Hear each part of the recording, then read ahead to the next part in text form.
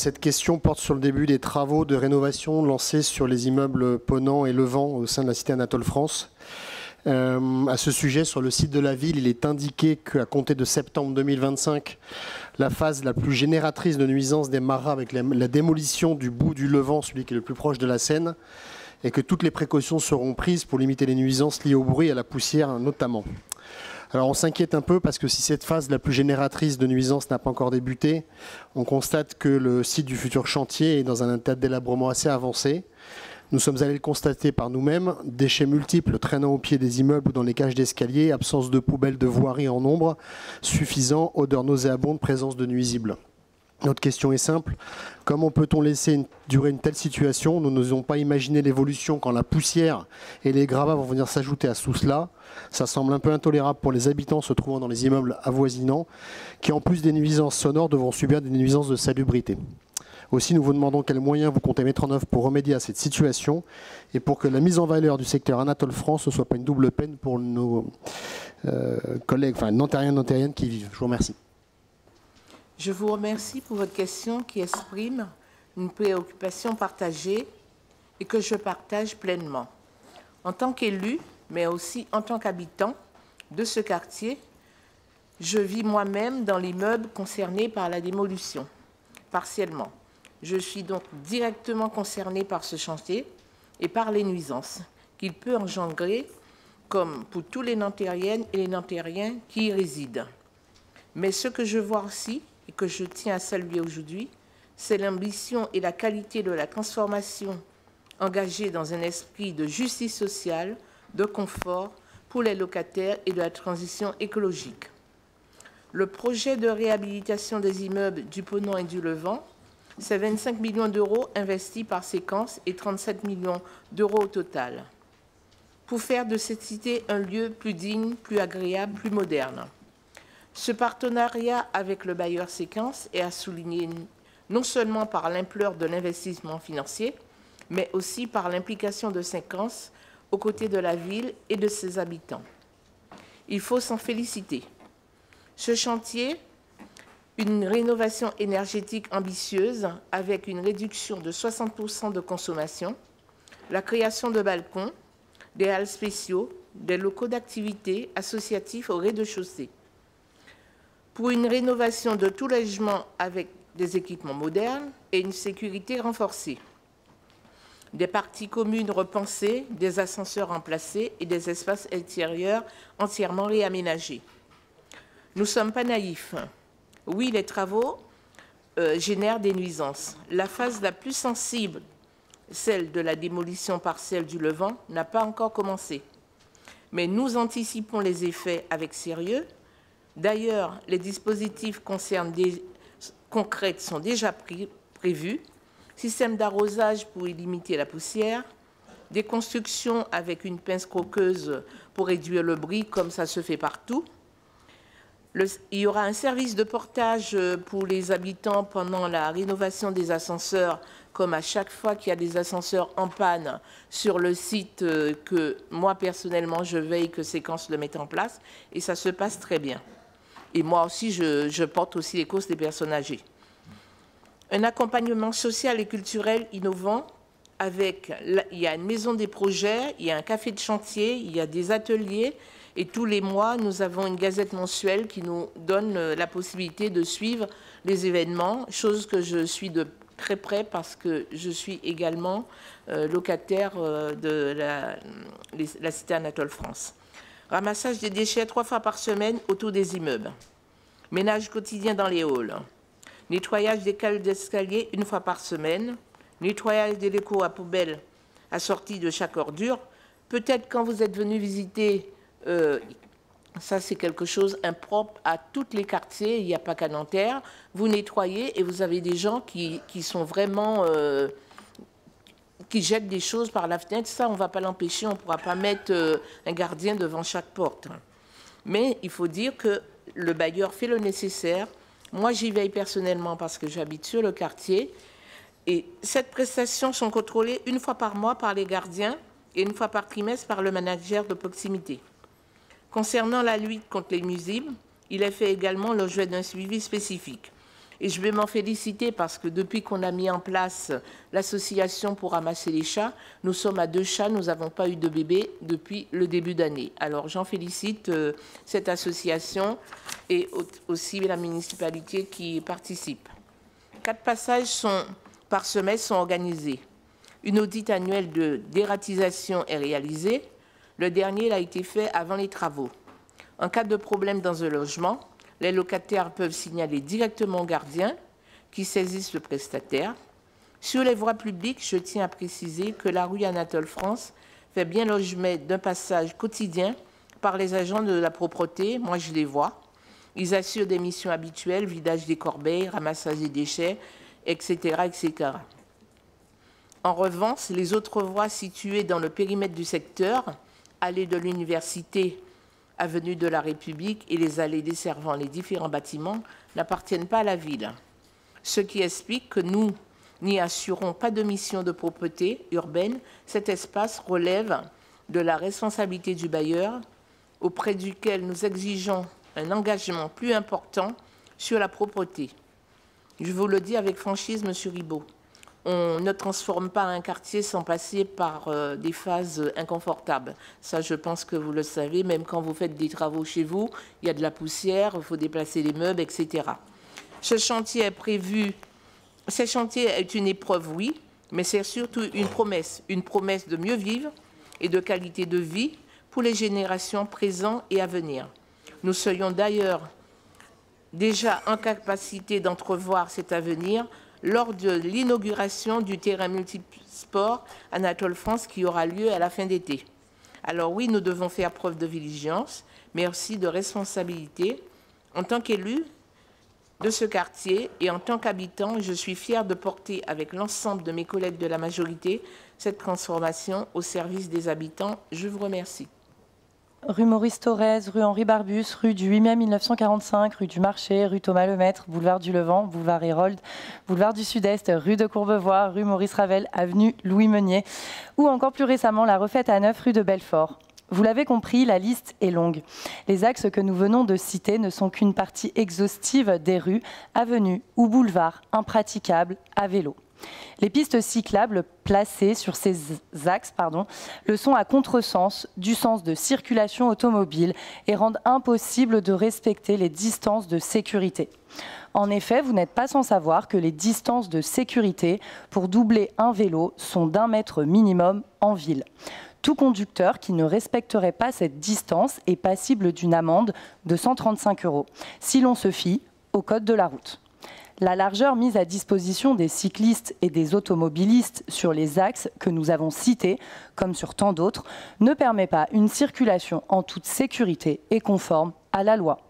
Ces voies cyclables à contresens sont une véritable incitation à l'accident, sans aucune mesure de protection et de sécurisation du cycliste, les obligeant parfois à monter sur les trottoirs afin de circuler sans risque. Dès lors, faute d'aménagement sûr et conforme, la responsabilité pénale de la ville pourrait être engagée en cas d'accident. Dans votre bilan de mandat qui s'achève, vous soulignez que vous avez consacré un total de 5 millions d'euros sur 6 ans pour, entre autres, lancer un plan vélo afin de créer et d'améliorer des pistes cyclables. Aussi, nous vous demandons où est passé l'argent des Nantériennes et des Nantériens s'il n'a pas servi à rendre nos pistes cyclables plus sûres pour ses utilisateurs. Je vous remercie. Si je me réjouis de votre intérêt pour les aménagements cyclables, je regrette que la question posée semble méconnaître à la fois les règles du code de la route et les réalités de l'aménagement cyclable en milieu urbain. Il va falloir reprendre quelques éléments de droit et de fait. Premièrement, les aménagements que vous évoquez ne sont pas des pistes cyclables à contresens. D'abord, ce ne sont pas des pistes, puisque le terme piste désigne des aménagements dédiés, grâce auxquels les cyclistes sont séparés de la circulation automobile, à l'exemple de celle qui, sur la rue Victor Hugo, amène jusqu'à notre mairie. Elles ne sont pas non plus à contresens, puisque ce terme contresens est utilisé en fait à tort dans le langage courant, mais il n'existe dans aucune nomenclature officielle. Il s'agit en réalité, dans la loi, de double sens cyclable, une mesure qui est désormais obligatoire dans toutes les rues limitées à 30 km/h. C'est le sens de l'article R 412-28-1 du Code de la route. Ce n'est donc pas un choix fantaisiste ou un bricolage local, c'est depuis 2010 la loi et elle s'applique à toutes les communes. Deuxièmement, l'argument selon lequel ces aménagements ne permettraient pas de respecter la distance de sécurité de 1 mètre repose sur un contresens, mais au sens propre cette fois, puisque l'article 412-6 du Code de la route impose cette distance lors d'un dépassement et non d'un croisement. Dès lors, dans les rues étroites, comme c'est souvent le cas dans les centres-villes anciens, il revient aux automobilistes de ralentir lorsqu'ils doivent doubler un véhicule, voire de patienter derrière lui. C'est exactement le sens des zones 30. Partager l'espace et mettre fin à la domination de la voiture partout, tout le temps. Troisième élément, les doubles sens cyclables sont, même si cela peut vous paraître contre-intuitif, parmi les aménagements les plus sûrs, et en tout cas c'est ce qu'attestent les études du CEREMA, qui est l'organisme public de référence. Ces doubles sens reposent sur un principe simple, la visibilité réciproque entre cyclistes et automobiles, ce qui réduit le risque d'accident. Ils permettent également aux cyclistes d'éviter des détours dangereux en leur donnant des itinéraires directs, confortables, logiques. C'est d'ailleurs ce qu'attendent les usagers du vélo de plus en plus nombreux. Et puisque vous avez conclu votre question sur les éléments budgétaires, je voudrais préciser que sur la ligne budgétaire spécifique au plan vélo que vous avez déjà évoqué, plus de 2 millions d'euros ont été investis depuis le lancement de ce plan en 2023. Ce budget a permis de transformer des axes majeurs comme l'avenue des Champireux, de requalifier la rue de Saint-Cloud, résorber des discontinuités cyclables, de déployer du stationnement sécurisé, d'installer des compteurs vélos, compteurs qui nous permettent de dire que sur la fameuse piste Victor Hugo où tout le monde me dit on ne voit jamais de vélo, il y a 600 vélos, plus de 600 vélos par jour qui sont comptés. Et c'est également ce budget qui nous a permis de réaliser la signalisation horizontale et verticale des doubles sens cyclables, puisque quand vous êtes dans ces rues, il y a des panneaux qui permettent à la fois des panneaux et de la signalisation au sol qui permettent de rappeler à l'ensemble des usagers de la route que les vélos sont légitimes à circuler à contresens dans les rues concernées. En complément de ces 2 millions d'euros, d'autres opérations sont en cours ou prévues à l'automne. C'est les rues de Courbevoie et du 11 novembre. Vous avez voté ce budget dans le plan triennal plus tôt dans la soirée pour à peu près 1,6 million d'euros. Et il faut encore, à ces montants, ajouter des aménagements qui ont été réalisés en dehors de la ligne budgétaire. Et je prends 2 exemples, la rue Pascal et la rue Noël-Ponce. Et l'ensemble de ces aménagements atteint les 5 millions d'euros qui figurent dans le bilan de mandat. Alors, poser la question où est passé l'argent des Nantériens et des Nantériens peut faire certes son effet sur un tract ou une affiche, mais les faits sont là, vérifiables, concrets. Tous ces aménagements témoignent de notre volonté constante d'investir dans une ville plus respirable, plus sûre, plus juste. On peut regretter que certains continuent à caricaturer les politiques cyclables en entretenant une forme de confusion, mais à Nanterre, nous faisons, nous avançons, nous le faisons dans le respect du droit, pour l'intérêt général et avec une vision d'avenir. Je vous remercie. Je vois avec satisfaction que la ville de Nanterre engage une modernisation de l'hôtel de ville avec une rénovation énergétique des façades prévue de juillet à novembre 2025. Cependant, cette dynamique contraste avec la situation que connaissent de nombreux Nantériens dans le parc de logements sociaux de notre commune. Alors que l'Union européenne a lancé depuis 2021 des programmes de financement dédiés à la rénovation énergétique d'une ampleur inédite, notamment dans le cadre du plan de relance et du fonds de modernisation, force est de constater que les travaux de rénovation énergétique dans nos logements sociaux avancent avec une lenteur préoccupante. Nos concitoyens les plus modestes, souvent contraints de choisir entre se chauffer et se nourrir, sont les premiers concernés par l'urgence de la rénovation énergétique. Ils subissent de plein fouet la précarité énergétique et attendent légitimement que les bailleurs sociaux accélèrent la mise aux normes de leur logement. Mais au-delà de la rénovation énergétique, c'est sur le terrain de la rénovation intérieure que la situation est la plus dramatique. Des locataires, hélas, nous ont contactés en précisant que leurs logements sont toujours dans l'état qu'ils ont eu à leur arrivée, souvent il y a des dizaines d'années. Cette situation soulève des questions importantes sur la mobilisation des fonds européens pourtant disponibles, la coordination entre les différents acteurs et l'accompagnement que peut apporter la commune dans ces démarches. Monsieur le maire, ma question est extrêmement simple. Comment expliquez-vous que les travaux de rénovation intérieure dans nos logements sociaux ou dans nos ascenseurs avancent si lentement malgré l'existence de programmes européens dédiés d'une ampleur inédite depuis 2021 ? Je vous remercie. Je ne peux que partagez votre souci et votre préoccupation pour le monde HLM et ses locataires. Comme vous le soulignez à juste titre, les bailleurs sociaux abandonnés par l'État, sans la nécessaire politique du logement, sont forcés de se tourner vers d'autres horizons que le national pour trouver des financements et accomplir ses missions pour le bon entretien de son patrimoine. Des fonds européens sont effectivement déployés en faveur des acteurs du logement social, tout en précisant que ce dispositif existait bien avant 2021. Des participations financières peuvent en effet être sollicitées, tout en ayant conscience qu'il s'agit d'une enveloppe globale relativement faible par rapport à l'ampleur des interventions qu'il nous faut conduire pour rénover l'ensemble du patrimoine social français avec un financement partiel des opérations proposées, ce qui nécessite le concours d'autres acteurs publics pour répondre à l'enjeu énergétique et apporter des solutions à nos locataires. Et au niveau national, vous auriez pu compléter votre propos, c'est un désengagement continu que nous devons supporter. Aide à la pierre quasi inexistante pour proposer de nouveaux logements, diminution conséquente de l'enveloppe budgétaire nationale pour accompagner les réhabilitations et la transition énergétique de nos résidences, et ce sont aussi des mesures pénalisantes que nous devons supporter, contraignant nos capacités financières comme la mise en place de la RLS qui ampute notre budget de plus de 2 millions par an d'euros annuels. Nous devons donc nous débrouiller sans le soutien de l'État, nous obligeant à solliciter d'autres instances que celles nationales pour répondre à l'enjeu énergétique et poursuivre notre transition écologique. Malgré cette situation et ce contexte, nous ne renonçons pas, bien au contraire.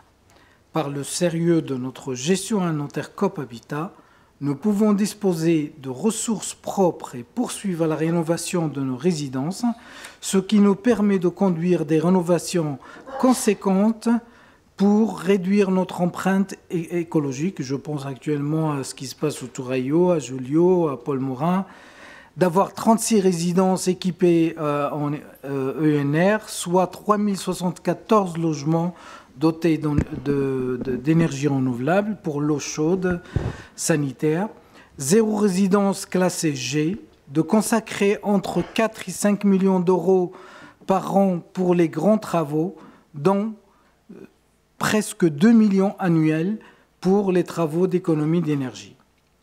Je vous invite à consulter nos différents rapports d'activité qui vous permettront de mieux comprendre la considération majeure que nous portons à la COP pour l'amélioration énergétique de notre patrimoine. Enfin, dans ce même esprit, vous abordez la question de la rénovation intérieure des logements. Je me permets de vous inviter à creuser vos recherches sur le fonds européen abordé, qui ne concerne pas l'intérieur des logements. Sur cet aspect, je vous invite à consulter aussi la loi 1989 qui régit la question de l'entretien des logements. Si nous consacrons plus de 4 millions d'euros par an pour les travaux d'entretien courant, c'est à l'occasion des remises en location que nous entreprenons des travaux d'intérieur, comme la loi le prévoit. Et durant la vie du bail, de nombreux travaux d'entretien sont d'ordre locatif. Vous pointez l'absence de travaux réalisés à l'intérieur des logements durant 10 ans. Je vous invite à nouveau à consulter le document Qui fait quoi, bailleur locataire, vous l'avez, que nous avons réalisé pour nos locataires qui précise bien, d'une part, la répartition de l'entretien locatif entre locataires et bailleurs, et qui stipule d'autre part les interventions supplémentaires que notre COP assure, au-delà des obligations réglementaires qui nous incombent. Comme les locataires pourront vous l'expliquer, notre COP a mis en place des accords collectifs avec les représentants des locataires pour aller plus loin dans la réalisation de travaux intérieurs. Ce sont aussi des interventions à la charge des locataires que nous leur proposons via notre régie ouvrière à des prix moindres, c'est-à-dire l'euro, pour les accompagner au mieux dans cet entretien qui leur revient.